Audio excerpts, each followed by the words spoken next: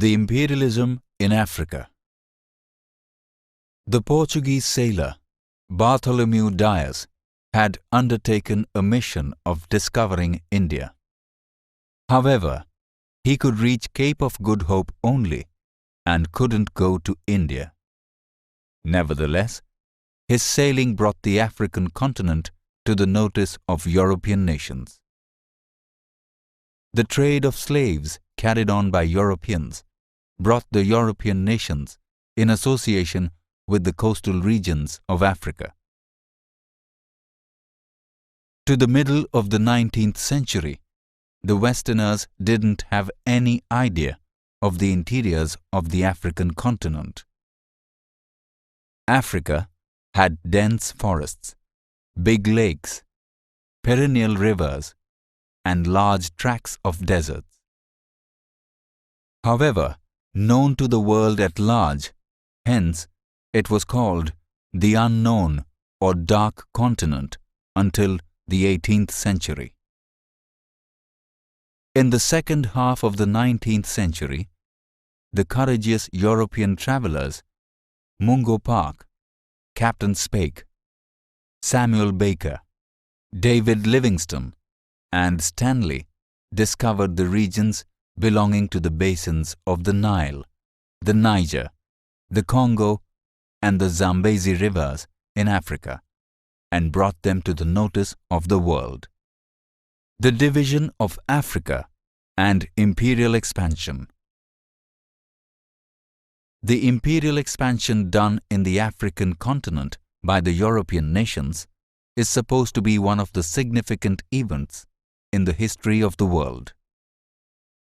By 1870, England had set up colonies in the coastal regions of Cape, Natal, Lagos, Gold Coast, and Gambia. France had colonized Algeria, French Guinea, Ivory Coast, whereas Portugal brought under its control Mozambique and Angola. The status of becoming the first colonizer of the African continent went to Belgium, with its colony getting established in Africa in the second half of the 19th century. King Leopold of Belgium erected a colony in the Congo River basin. England, Germany, France, Italy, Spain, Portugal, and Holland had their colonies in Africa after Belgium had colonized an African region. The Berlin Conference. The European nations held a conference in Berlin in 1884. This conference, which was held between 1884 and 1885, agreed to a principle of effective possession. It gave consent to King Leopold's possession of the region in Congo and passed a set of directives for the division of the African regions. Later on, the European nations distributed the African regions among themselves by the year 1914. It was collectively agreed that the new possession of a region in Africa would be interactively decided. England. England set up its colonies in the Niger River basin of Africa. In addition, England held its domination of Cape Colony, Sudan, Uganda, Rhodesia, East Africa, Gambia, Nigeria, etc. England took possession of Egypt under the pretext of security of the Suez Canal. Holland. The Dutch set up colonies in Cape Colony, Natal, Orange Free State, and Transvaal. France. The French began to move up the Senegal Basin.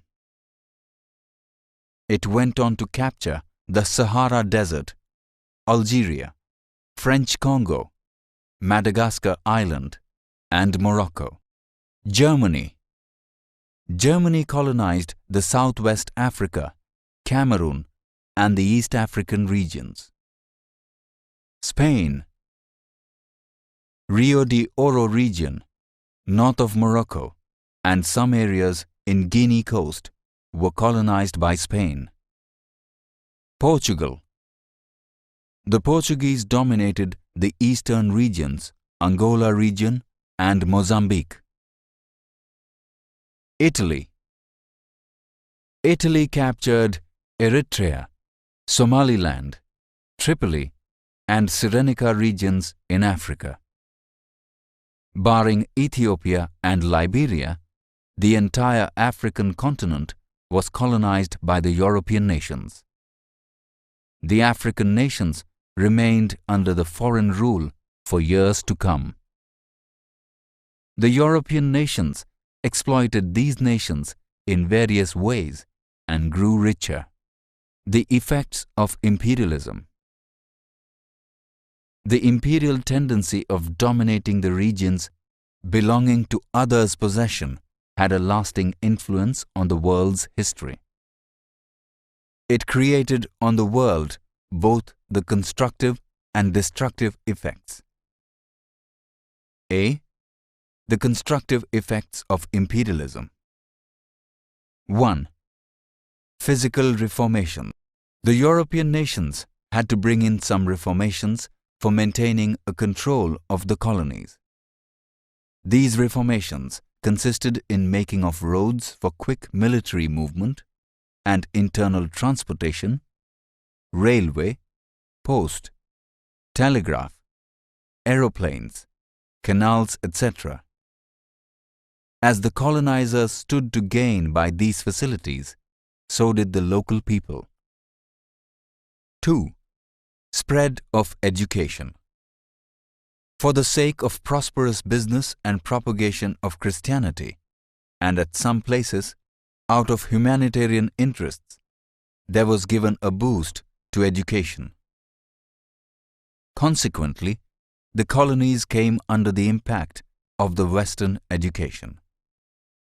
Instead of importing educated people from their native places, the colonizers began to educate the local people for raising qualified manpower necessary in assisting administration.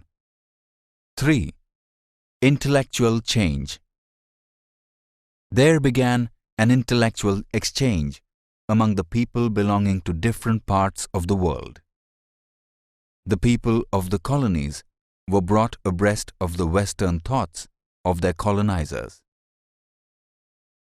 They got acquainted with the innovative ideas, technology, science, philosophy, literature, law, and politics.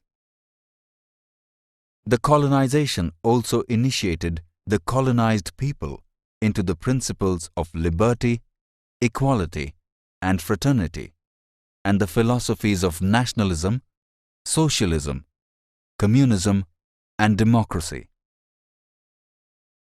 A progressive mindset was created by uprooting ignorance and blind faith by social and religious reformers. 4. National integrity. The imperial nations brought various parts of the colonies under one reign. This centralized governing system integrated the colonies. Before the imperial reign, most of the colonies were divided and governed by various rulers.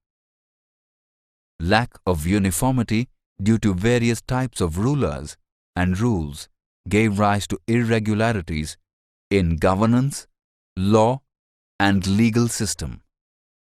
Nevertheless, the imperial nations brought the scattered regions and reigns under one banner and established one governing system, uniform rules and regulations, and one legal system. Consequently, there came into being national integrity. Especially, the underdeveloped colonies were benefited by imperialism. 5. Rise of new leadership. The European nations created their domination of the nations in Asia and Africa. The royal regimes and the feuds of the colonies were put down, and this brought about monopolistic governance. The newly educated middle class started to oppose the Western imperialism. As a result, the progressive-minded members of the middle class led many struggles for freedom. B. The destructive effects of imperialism. 1. The imperial nations ill-treated the people of the colonies. They began the ghastly practice of buying and selling slaves for getting laborers at cheaper prices. 2. In order to maintain the reign, the imperial nations adopted the policy of divide and rule. They deliberately sowed a sense of hostility among social groups. This witnessed a degradation of morality in the colonies due to enmity, violence, selfishness, and indulgence among the people. Thus, the atmosphere in the colonies was polluted by the colonizers. 3. The European nations had been vying with one another for procuring the raw materials and capturing markets for their products. They found the undeveloped nations to be a source of raw materials and potential markets. Thus, colonies were set up for economic exploitation. 4. As far as India was concerned, the land revenue system adopted by the British government had a totally adverse influence on the rural life. Farmers had to mortgage their land for paying the taxes to the white government. As a consequence, the farmers became bankrupt. The goods exported to England were taxed. The villages lost their self-reliance. Industries were closed down, making workers jobless. 5. The imperial nations had the objective of developing themselves by ruling the colonies. They governed the people in the colonies thoughtlessly. Many nations in the world were put into the shackles of dependence. The nations which had lost independence were made to undertake a long, drawn-out struggle for freedom. 6. The intensity of tension in the international politics grew rapidly because of the cutthroat rivalry among the European nations for imperial expansion. Every European nation braced up its military for ensuring security, which gave rise to the arms race. The imperial nations grew suspicious of one another. There rose an unabated desire for ruling other nations. The small-scale struggles gradually magnified into intense conflict, like the First World War, which eventually broke out in the year 1914.